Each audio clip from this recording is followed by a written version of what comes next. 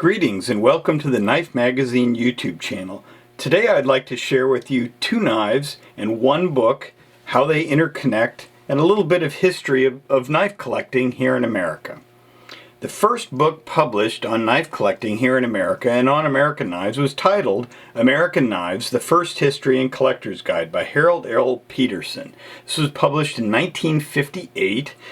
This is the original hardcover edition, although it was later published in a softcover edition with a red cover, and it was reprinted at least one time in, I think, the early 90s or maybe the late 80s.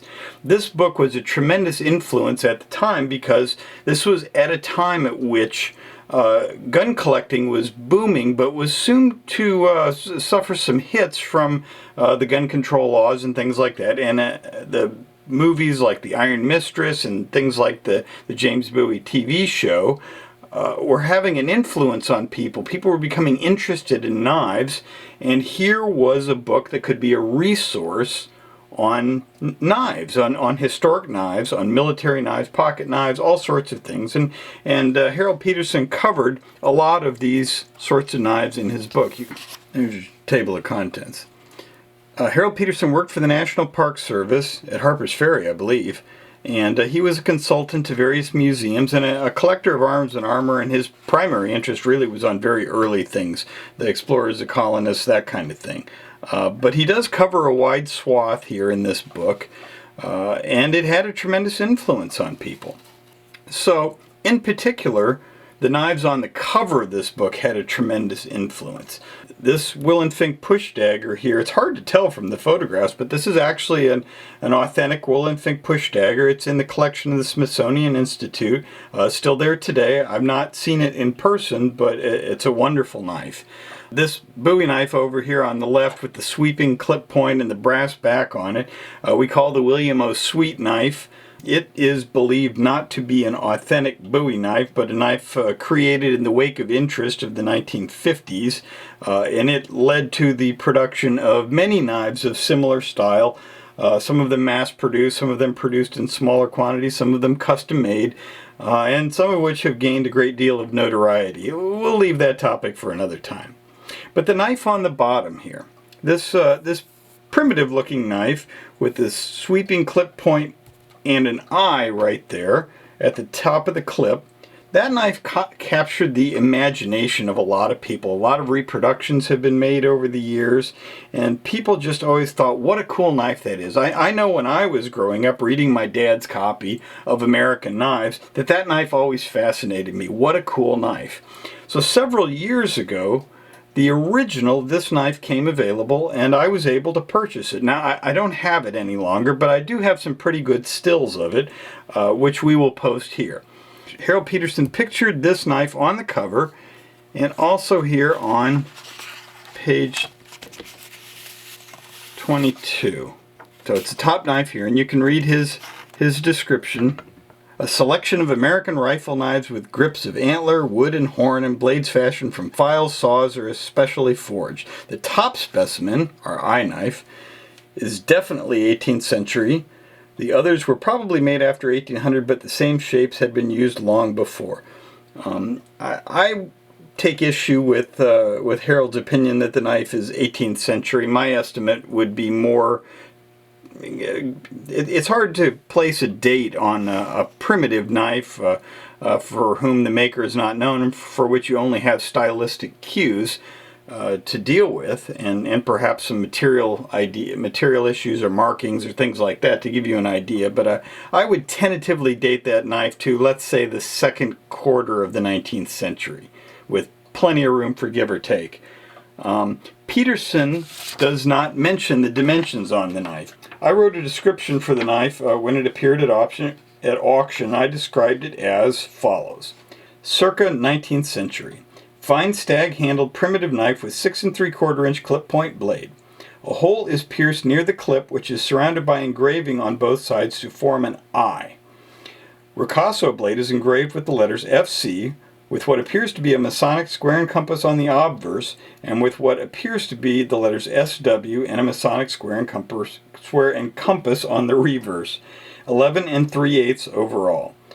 Crown stag handle with soldered brass ferrule, brass handle pin with washer on obverse side. The ferrule is additionally marked with the square and compass in 2 places, plus the stamped initials GWP and the word maker.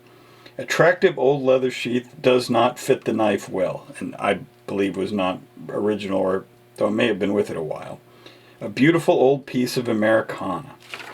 The knife sold at auction actually fairly reasonably, so I was able to purchase it and enjoyed it for a couple of years, and finally passed it on to a collector friend. Not long before I purchased the original, I actually purchased this knife. Now this knife is in its original sheath, and those of you who are very astute and experienced with modern handmade knives may recognize the sheath and the tooling on it as the work of William F. Moran Jr., Bill Moran.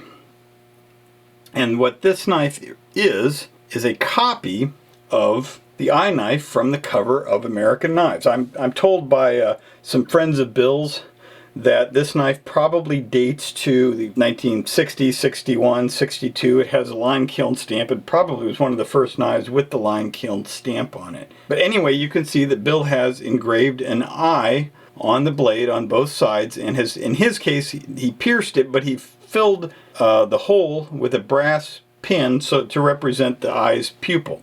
Now Bill didn't have the dimensions because Peterson didn't publish the dimensions, so you can see that this knife has a shorter blade at about 6 inches, but like this knife it has an American stag handle and brass fittings. One of the really interesting things here to me is to think about the book and the knife and to put it all together in context.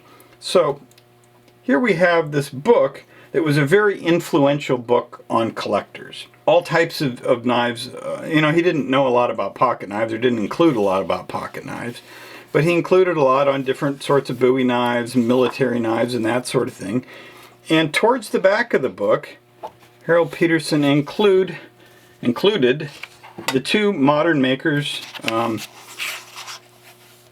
that really had the greatest influence in the knife industry. And one of them was W.D. Randall, and the other was Bill Moran. So here's Bill Moran forging in his Maryland shop, not that far from where Peterson lived and worked. And here's a knife made in the lime kiln shop, which itself was inspired by this book. And since the dimensions are way off, we see that Peterson leaving the dimensions out had a definite influence on Bill, because he couldn't do anything about matching up the dimensions. He didn't know how long the knife was. So the book is a piece of knife collecting history. The Moran knife is a piece of knife collecting history, and the original knife is a piece of cutlery history to begin with. But an interesting 2 knives in one book. I hope you've enjoyed this video about a couple of interesting and historic knives, about a historic and important book on the history of knife collecting and how they interconnect in a way you might not have expected. One last thing about this Moran knife you see before you. I've just made arrangements to transfer ownership of this knife over to the William F. Moran Museum, Foundation and Museum in Frederick, Maryland, where I trust that they will be able to make better use of it than I will, to make it available to the public and be able to tell its story. I've enjoyed owning it, but sometimes it's best to place these things where they ultimately belong. The Moran Foundation, by the way, is a wonderful organization. They're spreading the word about bladesmithing and teaching classes up there, and they are just about to open their new facility, which emphasizes education, has all sorts of opportunities for teaching people how to make knives or how to make better knives, and I would encourage you to visit the foundation at their website. We will post the link in our comments here, and I hope you've enjoyed this video. Thanks for watching. Please leave your comments, give us a like, and we'll hope to see you back here at the Knife Magazine YouTube channel soon. Have a great day.